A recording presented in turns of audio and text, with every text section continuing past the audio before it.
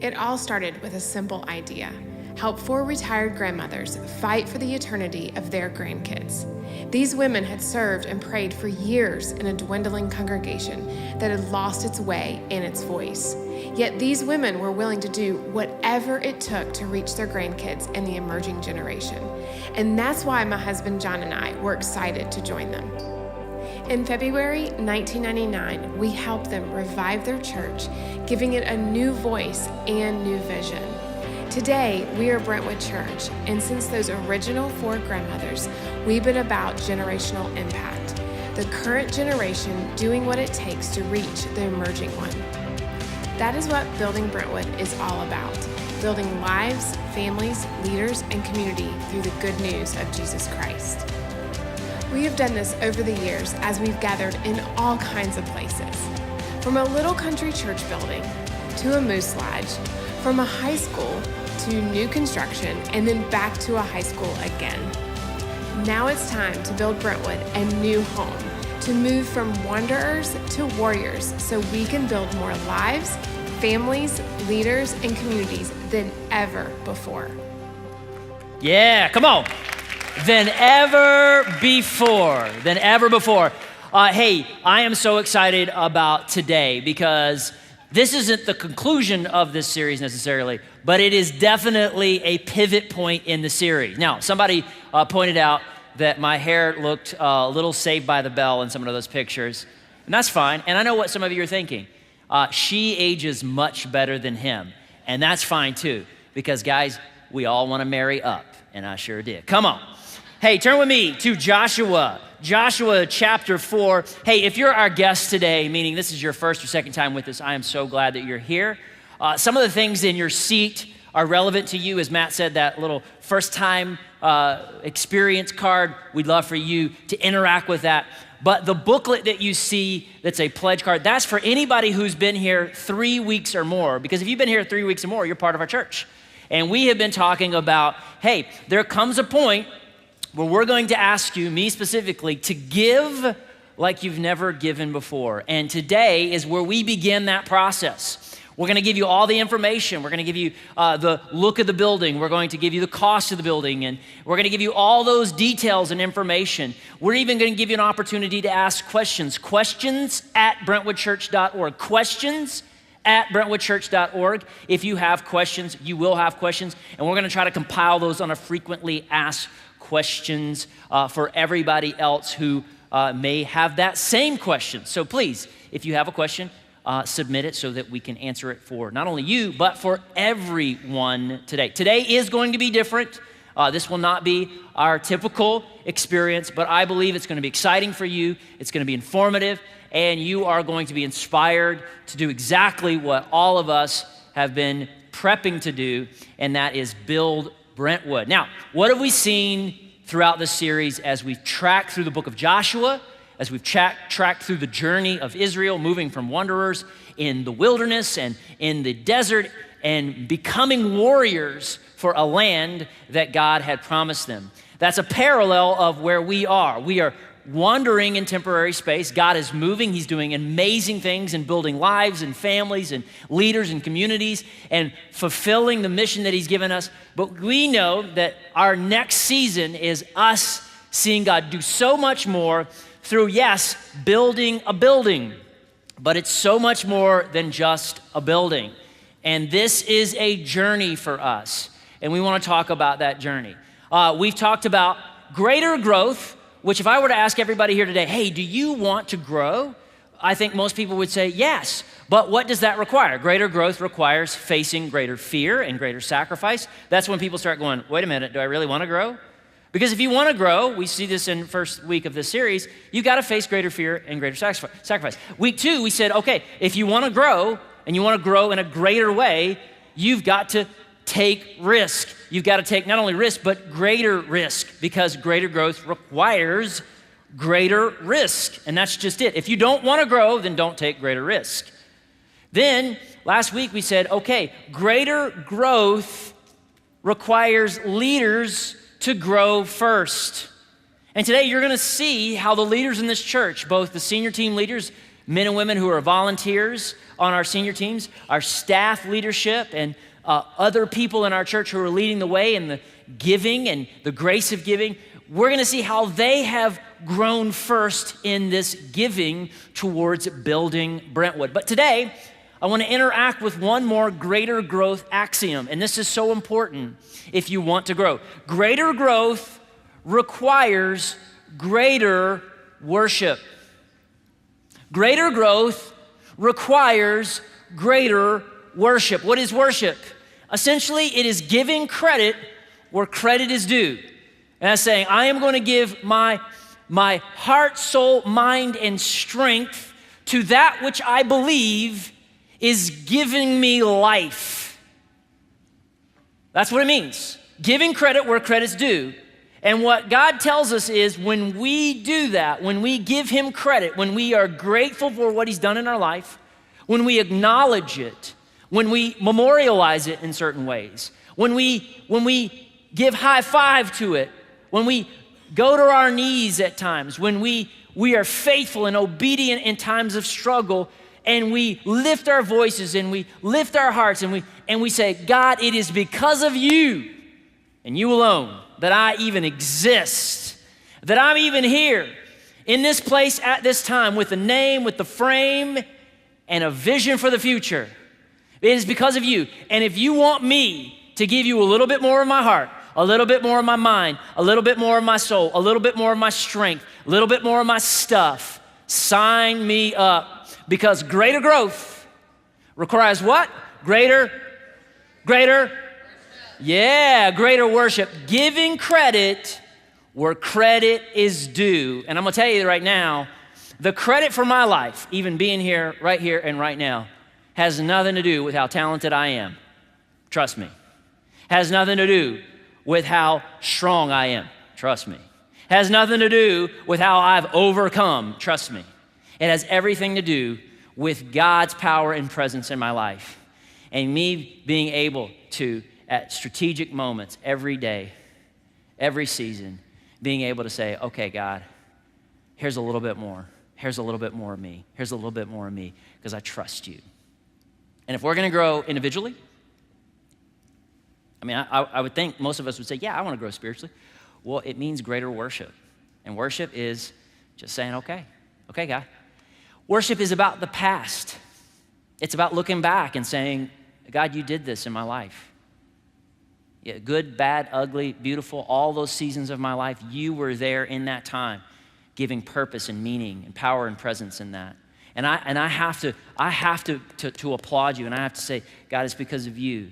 It's about our present. It's about this moment right here, right now, being in this time together and being in this space together and saying, okay, individually and collectively, we're gonna give credit where credit's due, and we're gonna give credit to God that we are saved by his grace through faith in Jesus Christ, his one and only Son.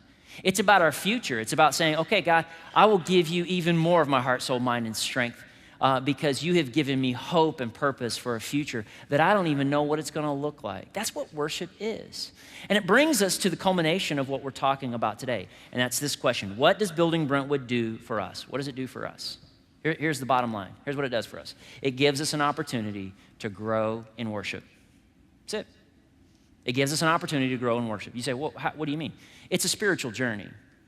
And if you haven't gotten that yet, if you think this is just a fundraising campaign or a stewardship initiative in the church, then you've missed it. But let me make it very clear for you. This is an opportunity for you to grow in a greater way in greater worship. One of the most tangible ways that you and I worship is through how we give and what we give to. And that's really what we see Joshua in the 4th chapter of this book, as Israel has already crossed over the Jordan River. Look what it says, verse 1. When all the people had crossed the Jordan, the Lord said to Joshua, now choose 12 men, one from each tribe. Tell them, take 12 stones from the very place where the priests are standing in the middle of the Jordan. Carry them out and pile them up at the place where you will camp tonight. So Joshua called together the 12 men he had chosen. one from each of the tribes of Israel. He told them, go into the middle of the Jordan, in front of the ark of the Lord your God. Each of you must pick up one stone and carry it out on your shoulders. That's a big stone. 12 stones in all, one for each of the 12 tribes of Israel. We will use these stones to build a memorial. A memorial. In the future, your children will ask you, what do these stones mean? Then you can tell them, they remind us. They remind us that the Jordan River stopped flowing when the Ark of the Lord's covenant went across. The stones will stand as a memorial among the people of Israel forever. Write this down. Memorials remind us of God's faithfulness in specific seasons. And so what does God command Joshua and Israel to do? I want you to take 12 stones. These 12 stones mean something. I want you to pile them up, and I want you to leave them there as a memorial. And memorials aren't just about the past. He even says it. When your children, the children you haven't even had yet, when they ask you, you can point and you can say, this is what God did in this season of my life, in this season of our lives. It's about the past, but it's also about the present. And it's about the future, because we get to tell our future children in a present moment, hey, you teach your children this. This is what God does.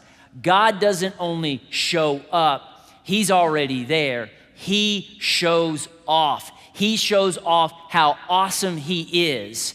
And we worship him. We build a memorial, not to worship the memorial, no, but to point back to what God has done in our lives. And you know what? Last week we talked about how giving the first and 10 of our income is like a memorial. It's like a memorial. It's like, before I spend anything, before I consume any of this, I'm going to give the first 10% to God. And that's really where we see today culminating. That as we start to journey through a season of greater growth and greater sacrifice, greater obedience, greater risk, greater giving, and ultimately greater worship, we are going to see something. That Building Brentwood, what is it? It is a memorial to God's power and faithfulness in this season. It's more than a physical space. It's more than a physical building.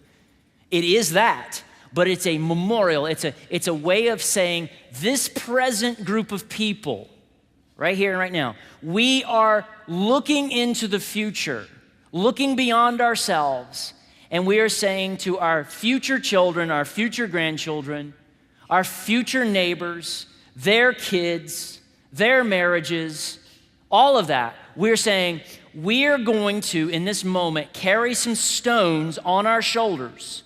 We're going to give it away. We're going to exert some things that we have, and we're going to pile that up, and we're going to build Brentwood. But it's about building more than just a structure. But that structure means something big in our history. And it's pointing back, and it's resting here, and it's pointing ahead. And so that's what I want to talk about, really, for the next few minutes. I've asked some of the leaders of our church to come up here. I'm going to ask Ariel, Tammy, Brett, and Nick to come talk about these 4 ideas and how they are the vision, but how they are also our acts or our actions of worship. Come on up here. You guys give these guys some love. Good morning, Brentwood. Awesome. Well, my name's Ariel, and I get the opportunity to chat with you guys today and share with you about transformation. These 4 major actions are the ways that we are seeing God tangibly move at Brentwood Church. And so I get the honor to share about transformation, which is about building lives. So we want you to imagine what a 24/7 ministry space would be like, in which more people encounter the good news of Jesus, in which more people encounter God's presence through our hospitality. Imagine what we're doing here already, but just magnified even more, just an exponential multiplication. And so from our hospitality and people experiencing the kindness and the love that they experience just through the atmosphere that we create, from the tangible ways that they get to experience God through our worship services, where we get to honor God for who he is and what he's done and what he's still yet to do. And as we sing praises and as we worship together, that people get to experience God in that they get to experience God through the truth that we get to proclaim in these experiences, all because we believe an encounter with Jesus is transformative. So I want to tell you a story that I just heard recently, and it just actually happened a couple weeks ago. And for the sake that the story is still new, I'm going to change the names of the people in this story. So there's Alyssa and Amber. And so Alyssa is a Collide student, and she has been coming to Collide. Collide is our Wednesday night high school ministry. They meet at the office. Yeah, shout out to Collide. Yeah, you guys can give yourself a shout out. I like it. So they meet at our Brentwood offices in Windhurst. It's a small office space. Used to be a J. Crew store, and then it became like a runner's store, and now it's our office space. And we get to turn that into a place where these students love to spend time and in which they encounter Jesus. And so it's their heart to create those experiences just like we do here on Sunday. And so they put together a worship night. And so this young lady got really excited about it. She told some of her friends and she invited them, and she invited one of her friends. We're going to call her Amber. And she invited Amber, and Amber had never experienced church before. And so, but she was excited that her friend invited her, so she came on out to the worship night. And that night, the presence of God was undeniable. And she got to experience that, and she felt like she had encountered something totally different than anything she had ever experienced before. And it stuck with her, and it shook her. And over the next couple days, she could not shake the feeling of what she had experienced that night in that room. And she was hanging out with Alyssa, and they were just spending time together, and she wanted to keep talking about Collide and talking about what had happened. And so Alyssa talked to her about God, and the more and more they talked, it got to a point where Amber wanted to make a decision to believe in and follow Jesus right there in Alyssa's bedroom. Yeah. So that young student, had this her life had been transformed by God through Collide and through what was happening there. She led another student, and then that young girl is actually getting baptized this coming Sunday, on Easter Sunday. Yeah. And that's just happening in our small office space, in which we can transform it into a place where transformation happens. And, what we get to do, we have this value at Brentwood.Church that we say that we give up comfort to reach more people because we believe a person's eternity is worth fighting for. And we believe that truly, and so much so, we do what we do here on Sundays because we believe that. We believe that this room is a place in which people can encounter Jesus because we're here. We carry the power and presence of Jesus, but also because the presence of Jesus comes here in an undeniable way, and we get to see that through worship, through teaching of the truth, through the response that happens down here as people are experiencing life change and lives are being healed and they're experiencing breakthroughs. And so it's already happening, but don't you believe there's so much more yet to come? I do.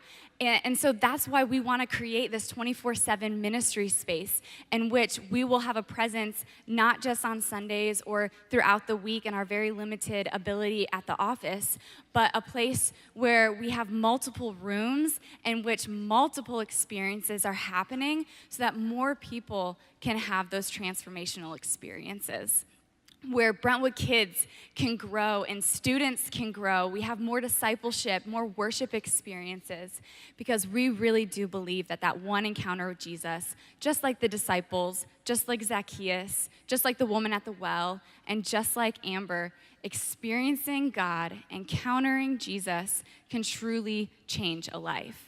So as we continue to share this morning, you're going to hear us keep saying, imagine this space, imagine this space.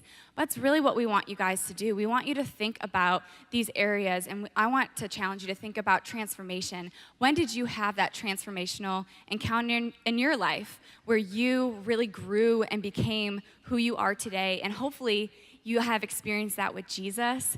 So when was that with Jesus too? And just think about the people, the countless people in our community who have still yet to experience that transformational moment with Jesus. And that's what we want to create in this place. We want to create it for the kids that are yet to be born. Maybe some of you are pregnant here today. Think about like the transformational encounters that your child's gonna experience. I think about the family I want to have, and that this place is gonna be a place they're gonna grow up and learn about Jesus. If you've got young kids, like this is where they're learning the building blocks of who God is. Jesus, our Savior, of what he's done. And so just think about that. Think of all the people who have yet to publicly declare that God is their Savior and that Jesus has transformed their life and given them victory. That's what this building is going to allow us to continue to do more than ever and create those things that then the rest of us are going to even explain about restoration and development and connection. So Tammy's going to share about restoration. Good morning, Brentwood Church. Yes, Building Brentwood is about restoration. And as you know, there are so many broken families in our community and absentee parents. And at Brentwood, we have a God-given angst to bring hope and healing to our community and to our city. And so we want to do that through Building Brentwood. But we believe that we're already doing that right now. And so I want to share a few stories and some stats for you guys so that you know how we're currently doing it. Right now, we see over 300 kids. On average, sometimes it's over 400 each week, but on average, we see over 300 kids experience one of our environments through students and middle school and kids. And over 16 kids right now are getting baptized this coming Sunday that are 18 and under. Yeah, so God's really moving in that area. And so another area is we are about, restoring marriages. And we do that through our counseling program. But we also want to start those marriages out right. And so we have engaged. We have seen over 50 couples go through our counseling marriage mentors. And we see marriages making shifts and changes all throughout our body. One area that I want to highlight is our care and response team, and this is a story of a lady whose marriage was changed through a lady on our care and response team. And this is what Ashley says. She says, it all started on June 11th, 2017. I found myself sitting on the front row of Brentwood, invited by family.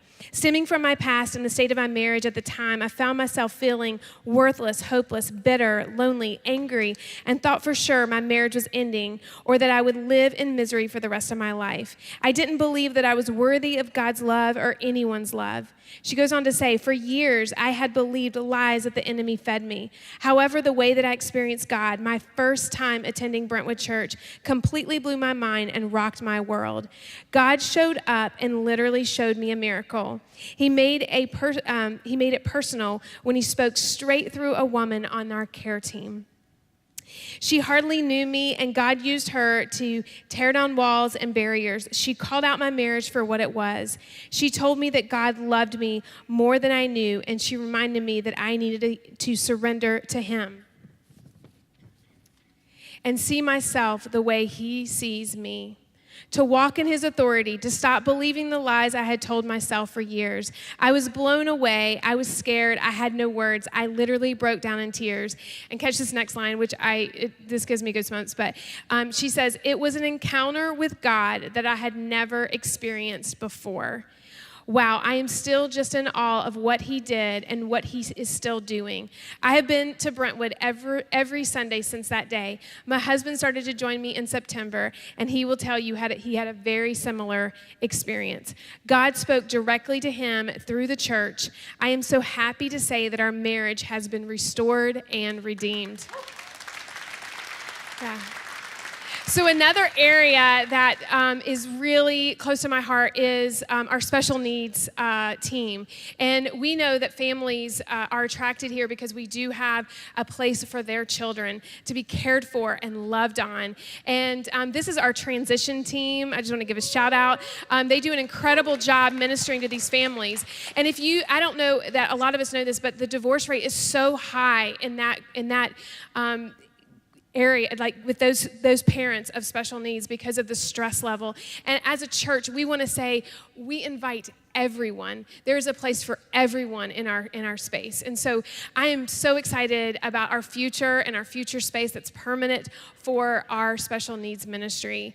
Another area that is close to my heart is Mosaic. And if you don't know about Mosaic, it is a ministry for our foster and adoptive families. And that's not just families here that go to Brentwood. This is our foster and adoptive families all over our city.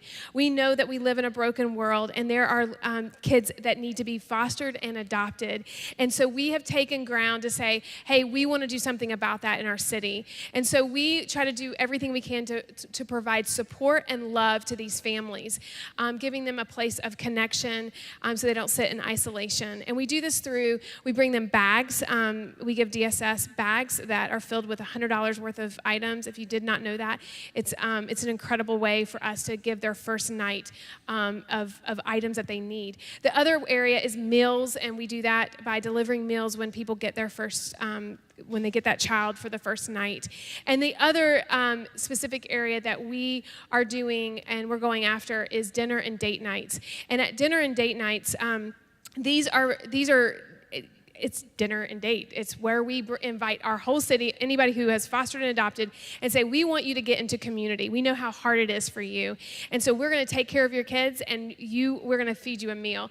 And so we have done that over the years, and we have seen people come to this church because of that, and people's lives that have been changed because of dinner and date nights. But one specific story that I want to share with you is years ago, there was a husband and wife who sat in Brentwood service just like we have today, and they heard about Mosaic, and they answered the call to become a foster and adoptive family. And that is our new Mosaic director, Sean Mills. And so him and his wife took on 2 girls, and now they have adopted these girls. And John mentioned a few weeks ago, but these 2 girls, they were at home watching church online, and they gave their life to Jesus in their living room. But not only that, but Sean and Aaron have taken this on to say, it doesn't matter what battles are ahead. We believe in this, and we're going to keep going. And they just invited another foster child into their home. And this child, 2 weeks ago, in our Rooted ministry, decided to believe and follow Jesus for the first time. Yeah. So Sean and Aaron have been a part, and so have you, of changing a generation forever. Forever. And that is what Building Brentwood is about restoring families and restoring lives. And imagine how much exponentially more we can do with a 24/7 presence, where we can have our actual own dinner and date nights, and our kitchen that we can provide the food in, and a place for us to pack bags, and for counseling rooms for people to get counsel, not in a locker room, although that's great. But it's amazing what I believe God is going to be able to do exponentially more with a 24/7 presence. So Building Brentwood is about restoring families and lives. And now I want us to talk about development, and Brett Club is going to bring it. Yes, all right. So development, listen, a lot of churches do development. And, it's development at its lowest practical sense is just helping people to grow, okay? And so churches have that, but and they do that. You need to know that for Brentwood Church, it's not something that we do. It's really a part of who we are. It's in our DNA. It's a core value that we would develop people. It happens organically. All you have to do is go to a coffee shop or Chick-fil-A in the morning, and you will see a couple of Brentwood people sitting across the table, drinking a latte or eating a Chick-fil-A biscuit, which now you all want Chick-fil-A, and you can't have it because it's Sunday. But that's why we love them. And they're doing development, but we also do it on the very systematic sense. We have internships here, semester and summer interns, where we take in college students who feel a call towards ministry. We help to get them into ministry, get their feet wet, their hands dirty, to develop them as they go through college. We also have a residency where we invite men and women post-college to come on staff for 2 years to get intentional development, to feel the weight of ministry, and to be able to send them out. So that's something that we do. And, since we started this kind of formal development process about 4 years ago, we've seen over 50 interns come through our program, 11 residents come through our program, which we're really excited. And maybe you're saying, okay, what does that have to do with me? It's nice that we do development, but honestly, I'm not really affected or impacted, or I don't really feel that. It's nice, but I don't feel that. Well, let me do this, okay? This needs some participation. If you have a child in Brentwood Kids or a student in Rooted or Collide, raise your hand right now. A child in Brentwood Kids or a student in Rooted or Collide. Raise your hand, hi. Okay, excellent. Well, you need to know that you've been impacted by development. Matt Weaver, who's our Brentwood Kids director, he was our very first resident, and he survived, and we hired him. And he's taking that ministry to the places it's never been before. Zach Buckholt was another resident of ours. We hired him, and he's leading student ministries to places it's never been before. And so if you have a child in this church, you've been impacted by development. If you've watched a service online, if you enjoy our baptisms, the greatest Sunday that we have in the year, next week, baptisms are led by a current resident. You have been impacted and influenced by our development. But it isn't just about Brentwood Church. Development is about the church as well. It's about being selfless, for us investing time and energy and resources in these men and women for the sake of the church, the global church, in ways that we won't probably ever see the fruit on this side of heaven. We probably won't see the full scope of impact here on earth. But we know that God has called us to this. In fact, we have men and women literally in different states even now that we have developed and sent out. We have a guy, Donnie Angel, who's at Life Church in Oklahoma. David Haight, who's at Liberty Baptist Church in Northern Virginia. Josiah Pitts, who's at Horizons Church. Ryan Wingfield at Destiny Church. We've got Richard Gatton at 12 Stone Church. We have... where did he? Nathan. I told Nathan I forgot him in the first service. Nathan, who's still here, but also is a chaplain in the Air Force, not the Navy, because he'll get offended if you say that. The Air Force. But we've been able to develop him, and now he's going to impact lives of men and women in the military. And so that's us giving to the church, to the global church. This is something that David Haight, who's in Liberty Baptist Church in Northern Virginia, he says this: I'm currently the young adult pastor at Liberty Baptist in Hampton Roads. It's a multi-site church that has 4 different sites currently. Through implementing the things I've learned at Brentwood, we've seen the young adult ministry grow from a dying part of the church to a vibrant piece of faith and community. 20-somethings are taking real concrete steps to go further and deeper in their faith. People have taken their next step to go all in with baptism. People have stepped up and given back to the church through service, and people have been brought from death to life. He goes back to talk about how he was developed, his character as a man, as a follower of Jesus was developed, but he also got really practical best practices to be able to implement in another church, in another area of Virginia. And we as a church got to be a part of that. Not only are we going to continue to do that at greater lengths, but next year we are launching a college, a 1-year post-high school college for men and women who feel an early call into ministry. And so we've been working on this really hard the past year, and with a partnership with Liberty University to get transfer credit, where we, for a year, take men and women who they know that God's calling them to full-time ministry. They may not know exactly what that looks like, because who does at 18 years old knows what the rest of their life is going to look like? If you do, come talk to me. I just want to be around you. But to say, okay, we're going to give you academics. They're going to be in the classroom. We're going to be teaching them academics through textbooks and teaching them God's word and how you read it and how you teach it. But also we're going to have them in ministry areas, actually doing ministry and learning how to fail and learning how to succeed in ministry, the difficult parts that it's hard to really see in a classroom. We're going to have a chance as a church through the Brentwood Institute to do that. And then after they graduate from the Brentwood Institute, they can decide to go on with transfer credits to Liberty, or maybe whatever their next step is. And so we as a church have an opportunity to, we're gonna launch that next year, with or without a building, and just figure out where we can meet. We may have to meet outside and do classes outside, but we're gonna do this. But how awesome would it be to have a building where every single day of the week, classrooms are filled with men and women who are being trained up and equipped to lead the next generation church into the next decade. And I'm really excited that we as a church have an opportunity to do that. Development, it's about developing leaders, and there's so much more for us to go after. So now we're gonna hear from Nick and Connection. So get up for Nick. Moustakis. I want to start this morning by sharing a story with you as we talk about connection. Last summer, a young Brentwood family was at a pretty big crossroads. They had experienced God's restorative power in their marriage. They'd experienced God's restoration in their relationship with their children. They'd even seen God restore their passion for the very things of Him and the desire to be in ministry. But after following an out-of-state job opportunity that ended up not coming to fruition, they were left wondering, what do we do next? And the easy answer was just to stay where they were at, right? God had called them out of Virginia. They were done with this, so they were gonna just stay where they were at. There was family that they could live with. And over the next 8 weeks during the summer, they tried to get involved in the community. They tried to find a place for their children. They tried to kind of integrate and figure out, what can we do here?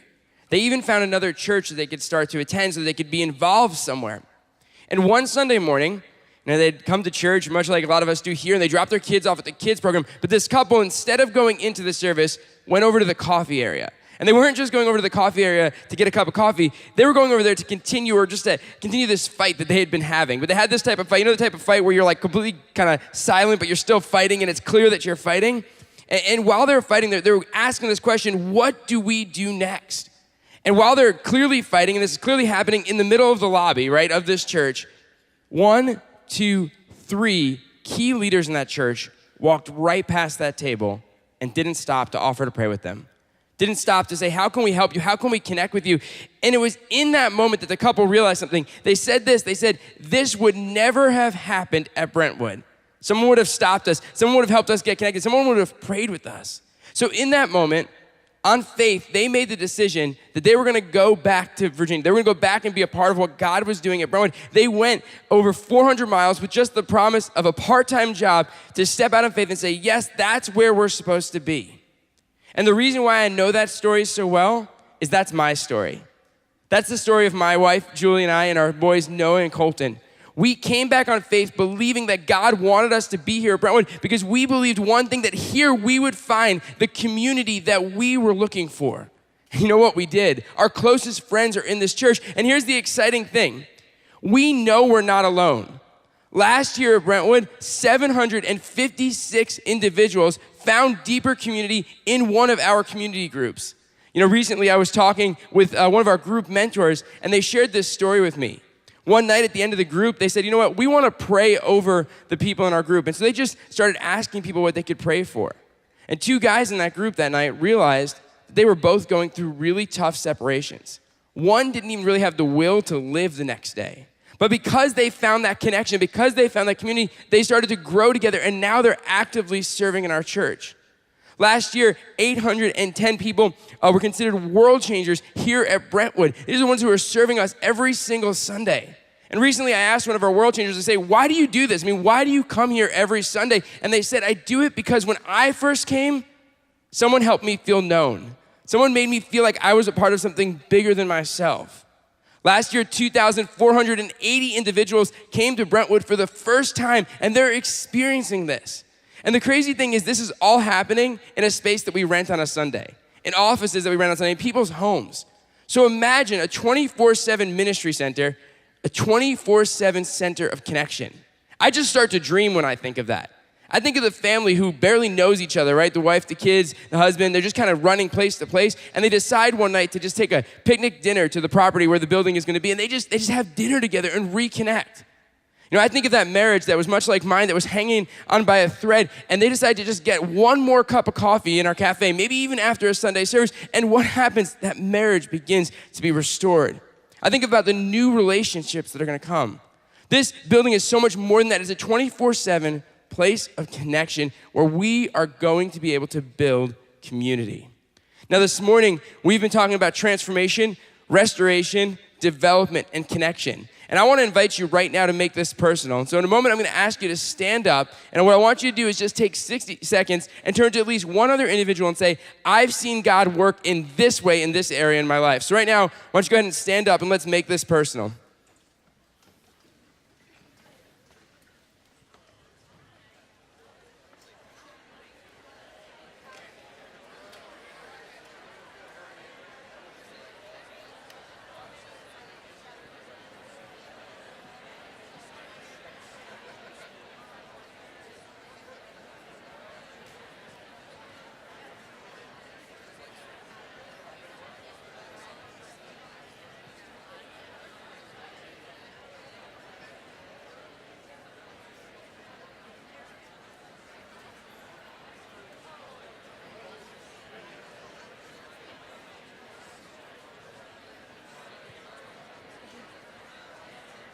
Okay, Brentwood.Church.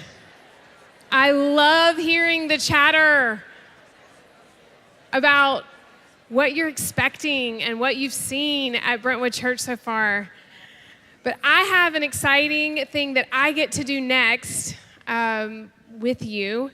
And I'm going to need a little bit of a drum roll. But first, I want you to know that I'm going to be showing the plans, okay, of our future building. So, drum roll, please. Yep. Okay, here it is. There it is. You see it? Okay. So this is a 76,000 square foot building. Okay, pretty amazing. And we've had consultants come in and look and research and walk through our space and find out our numbers and all that. And this is a place that will suit our needs and our future needs in the years to come. And so this is our future building, which is super exciting. The next picture you're gonna see is our aerial view of the inside. And I'm gonna, if you guys can see this right here, this section, okay? That section right there is what ETR was. So that gives you some perspective. If those of you who were out at ETR, if not, sorry, it was 14,000 square foot. So is that section right there. And that kind of gives you a perspective of how large the building is. The next one is, the next shot you're gonna see is our main hallway. This is the main entrance to our building. And I'll explain our family entrance later, but this is where most people will come in who are new without children. This is the main area. This is our new here area. Yep, to our new here team who greet our first-time guests, and they won't have to meet and greet outside in the cold or the hot. They'll be right inside. So this is exciting. The next area is our cafe. I know you guys like coffee, right? So this is where we're gonna be serving coffee and places for people to hang out. I do look forward to this space being used even like during the week for mentorship and development. But also that's what I feel like sometimes. We will be right near where JF is, and hopefully kids will go over there and hang out together after school and be able to hang out in the cafe. So that's an exciting place. Our next area is our World Changer Lounge, which I know many of you, since we have 810 World Changers, many of you will spend time in here. And this is where it links into the kitchen. So that will be where we serve breakfast, and we won't be doing anything illegal by making breakfast, but we'll have it actually legal there. That's good. Okay, so that's our World Changer area. This next area is our Next Step Nook, which is where you guys, where people take their next step at Brentwood, sign up for things and sorts. Right next to it, you can see there's our Mosaic resource room. That is much needed because we have a team that comes together, pack bags. We keep them available until the local DSSs call and say, hey, we need bags. We need a 2-year-old bag, or we need a 17-year-old bag, and we're able to pull those bags out of that room. You also can see down that hallway where our Brentwood Kids area will be. The next view is our auditorium aerial view.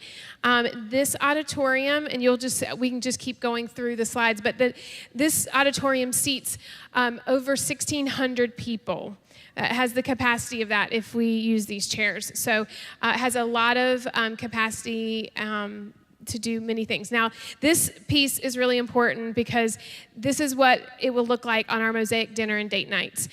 This will seat over 500 adults in these round tables, which really bring community for that group of people. But I'm sure there's many other things that we will use those round tables for, but that is what that looks like there. The next area that we're going to look at is our care rooms, and those are so important because we have a response culture here.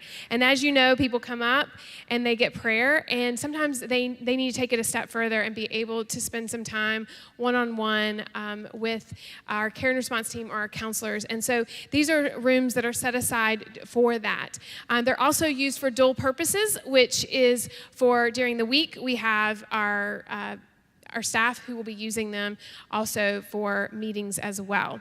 The next area, and I'll get a hoop and holler over here, is our student hangout area. Yes. So they're excited about that. Okay, so this is for Rooted, and I'm going to assume Collide for a little bit until they outgrow it really fast. But this is our student lounge, and it may or may not come with a pool table, but it is in there for fun purposes. So the next area is our student theater, and they will have their worship and teaching time in there. The next is our family area. Now, like I said earlier, there will be a family entrance. There is a parking lot for families to walk in, which I know will be great for family drop-off. And you are able to come in this direction, and there will be our 4 weeks to pre-K on the right, and then our older kids on the left. And then also a new hair area for those new families. This is an aerial view of all of it. There is a special needs classroom. There's theaters for both preschool and elementary. Hallelujah, there are bathrooms in all of the rooms for those who help take care of children. I know you guys like that. And then this is a preschool theater. The next is our offices, which will be our staff that will work in that space throughout the week. And then the last is our green room. You can see that space over there that connects to our auditorium. Another area that's really important and exciting is and we don't have a view of it, but it is oh my goodness, I lost the word, sorry. A recording studio. Thank you, Brett Club. A recording studio for our musicians to record our awesome music that we're already, they've already written and recorded right now, but we would love to have a space that our Brentwood music can record music. So that's exciting. But all of this costs something, right? You guys are wondering. Well, I have a number. It's not free.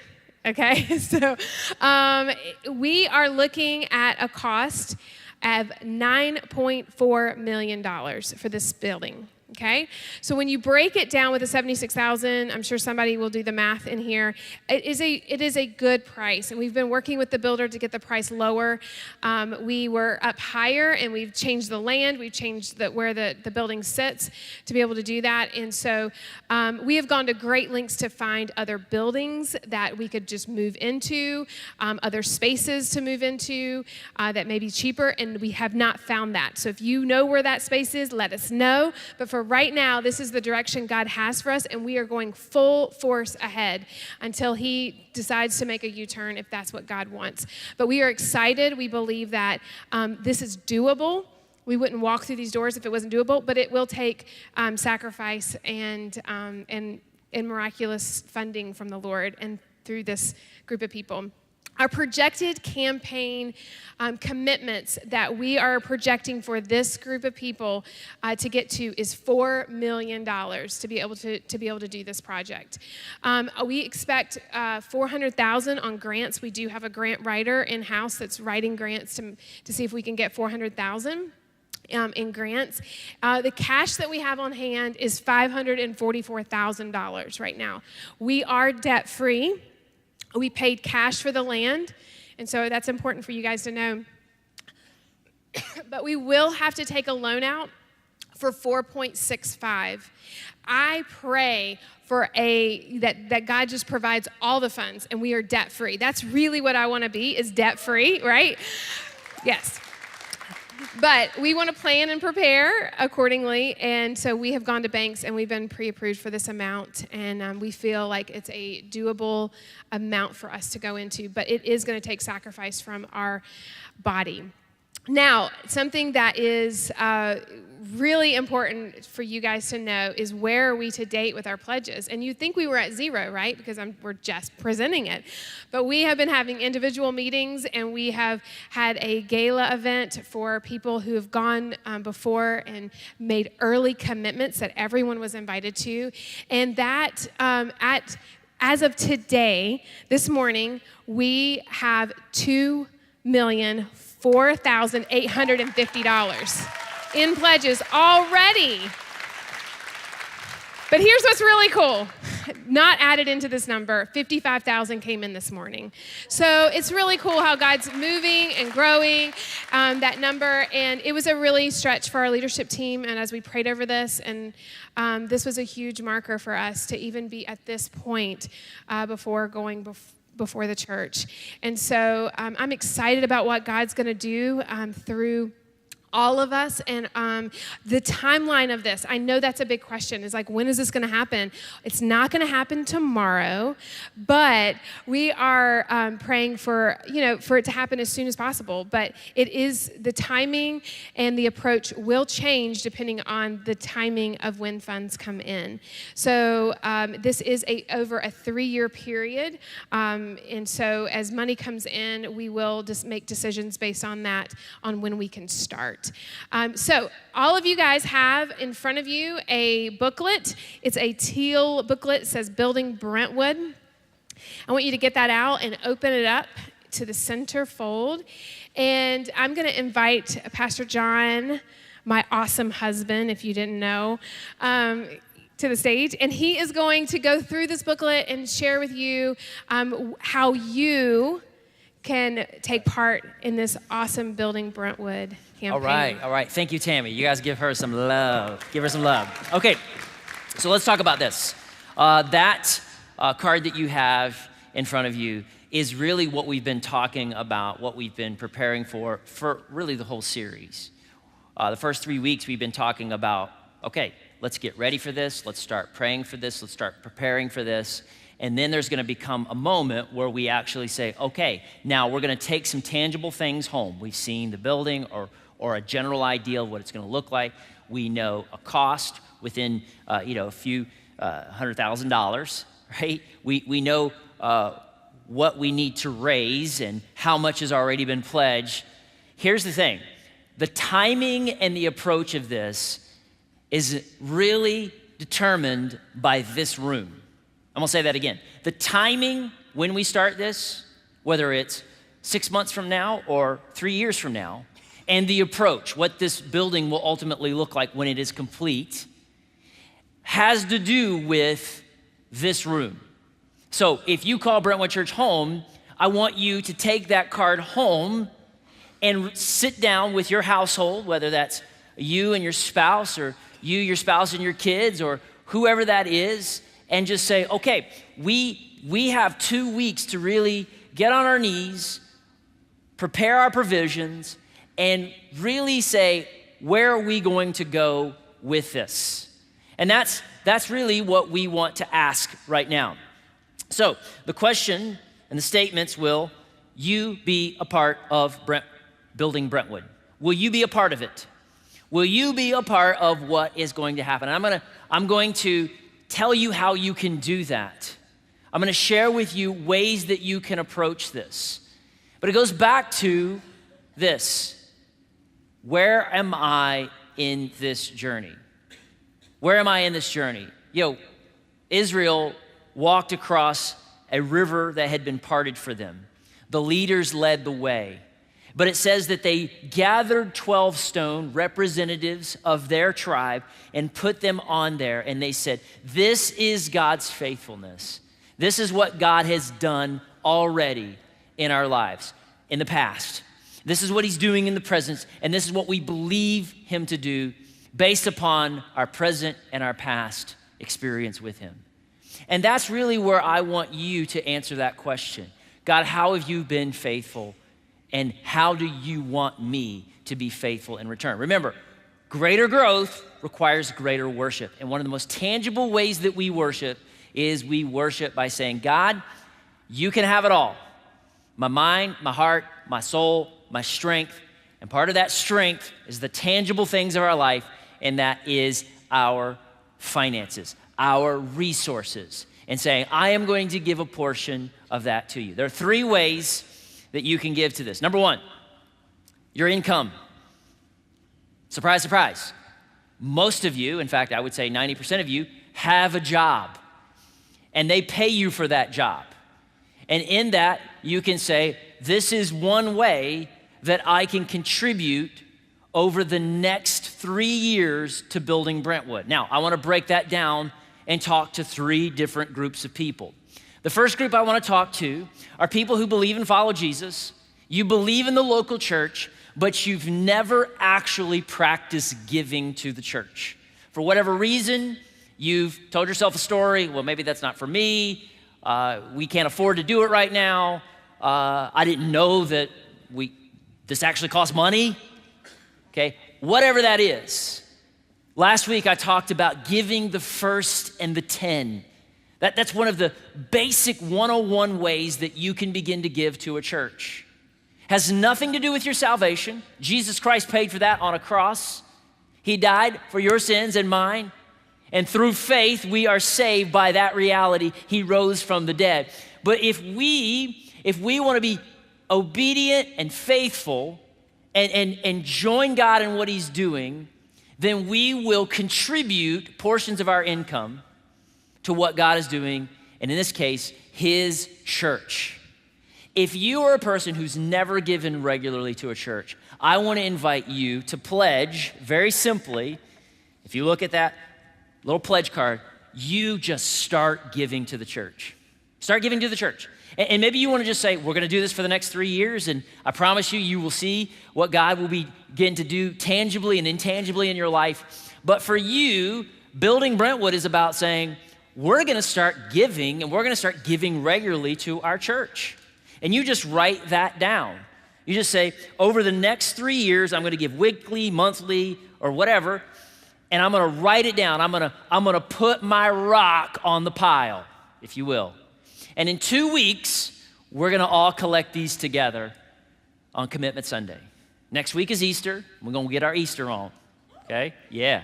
We're going to see some and hear some incredible stories. The week after that, we bring this series home and we put our rock, if you will, on the pile, on the memorial. So if you've never given to a church before and you believe and follow Jesus, this is your time to start.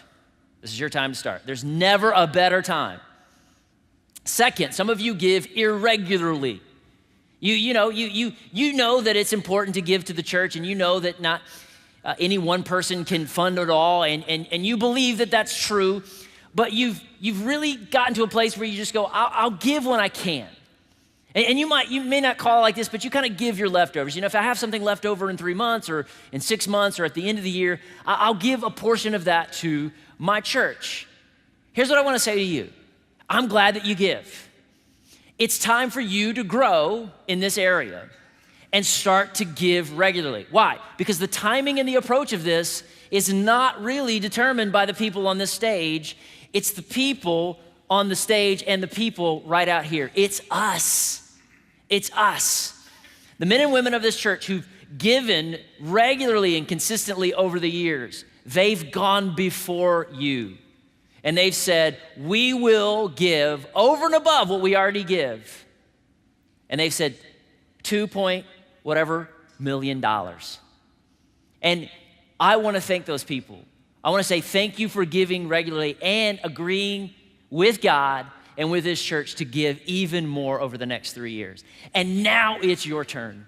It's your turn, if you give sporadically or irregularly, to say, I'm going to put my rock, if you will, on the memorial and say, we're going to give a certain portion regularly every single paycheck.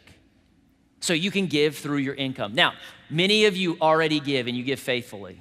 I had a guy come up to me afterwards and says, I give and I give regularly, and we just need to know, is is this over and above? Is it separate? Is there another way? And we're gonna tell you, we're gonna share with you how that you make that separate in a couple weeks. But right now, it is, yes, over and above what you already regularly give if you are one of those men and women that have faithfully and regularly given portions of your income over the last few years. We want you to pray through this. Take 2 weeks, get on your knees, get around the coffee table, the dinner table, whatever it is that you do, the fire, and talk with your family and say, where are we in this? Because over the next 3 years, we will be giving towards this united sacrifice, united obedience, and the miraculous work of God to build Brentwood. So income is one of the ways, in fact, a primary way that many of you will do this. You will either start giving, you will start giving regularly, or you will give over and above what you already give in your income. Next, appreciated assets. These are things beyond your income. These are real estate investments. These are stocks. These are bonds. These are things that you have invested in. You see them accruing over time. If you were to sell them, you would make a profit. If you were to cash them in, you would be able to see that money liquid, if you will, or in your hands.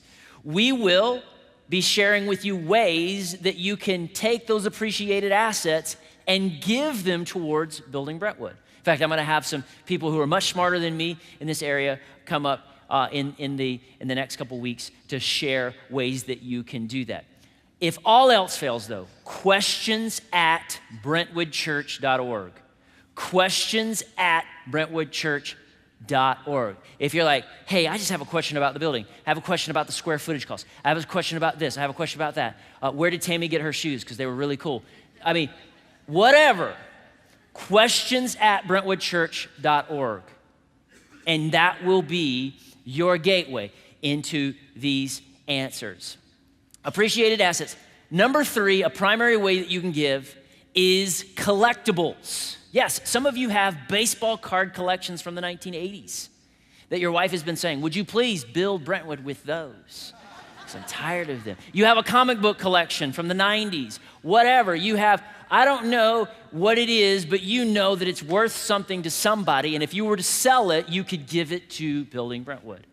And these are creative ways for you to think through, okay, you know what? I never thought about that football that was signed by Vince Lombardi. Like that might be worth like a lot of money, and it's sitting in my attic, and I could sell that and give that money to my church. I could make a big, huge contribution to that memorial, if you will, that is Building Brentwood, and build something that matters most to God. So we want you to make this personal. Speaking of personal, in Joshua 4:9, look what it says. It says, Joshua also set apart another pile of 12 stones in the middle of the Jordan. What's Joshua doing here? He's saying, okay, I know we're going to do this collective memorial.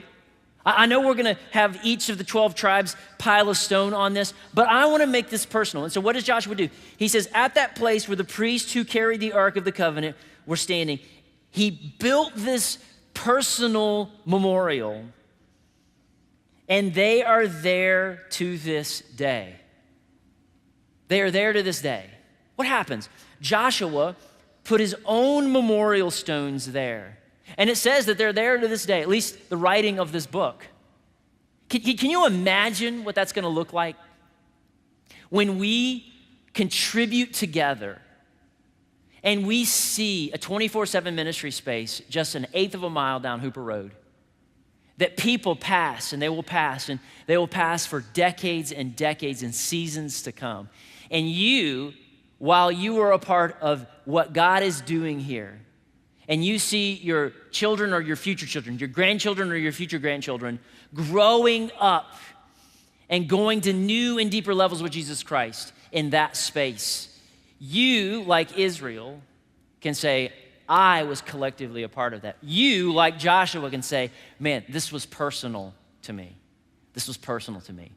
And ultimately, Brentwood Church, that's what it has to get to. It has to get personal.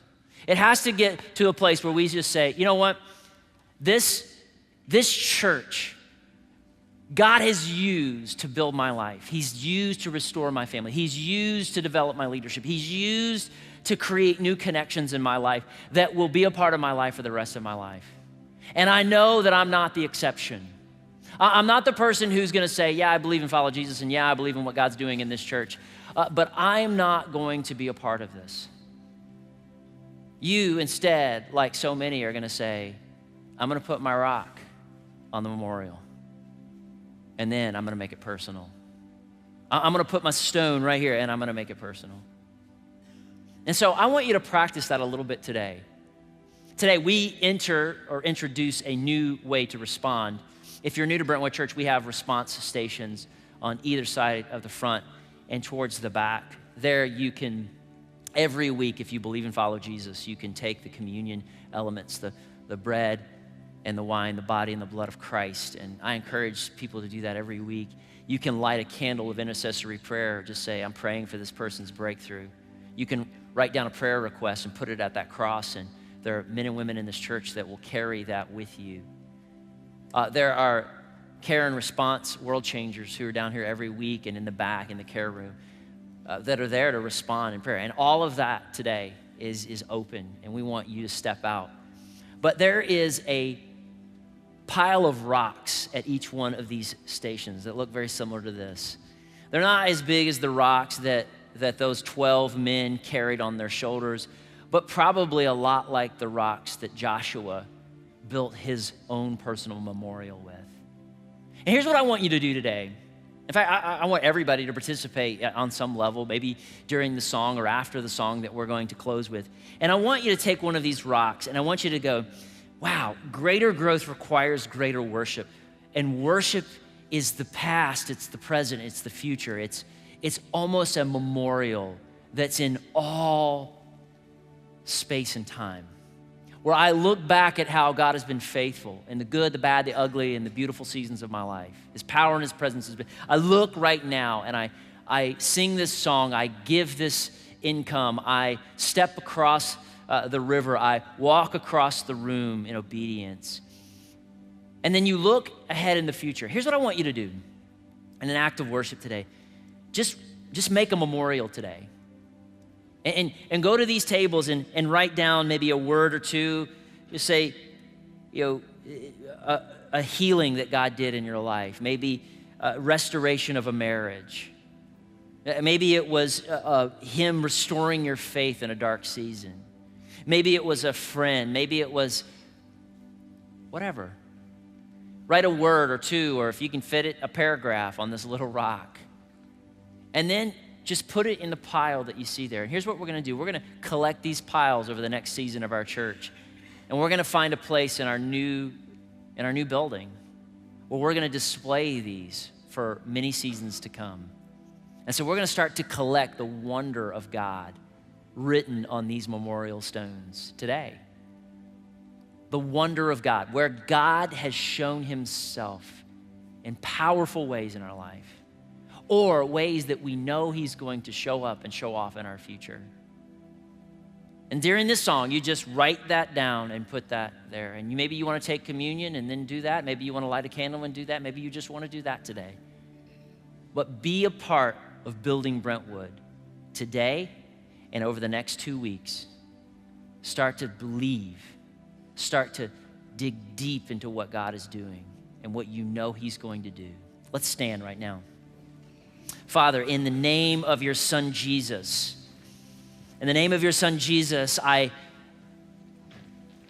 petition you to take these words that we're about to sing and let them be anthems. Let them be poetic prose or narratives of our lives with you. Let them be declarations of what is going on in our heart or what we want again in our heart. That we want you to take our hearts, our minds, our souls, our strength, our past, our present, and our future, and have it all. Because we know that greater growth requires greater worship. And today, we step into a greater place of worship. I know that there are people here today who've just now started to believe in you, who've just now started to step forward into what you're doing in their life. Father, in the name of Jesus, open their hearts and minds to new things that you're doing. Let them sing. Let them sing this anthem. Father, I pray that you move people in this moment, and you move people over these next 2 weeks to really be united in sacrifice and obedience, but to expect your miraculous work in this season. And I pray this in the name of your Son, Jesus Christ. Amen.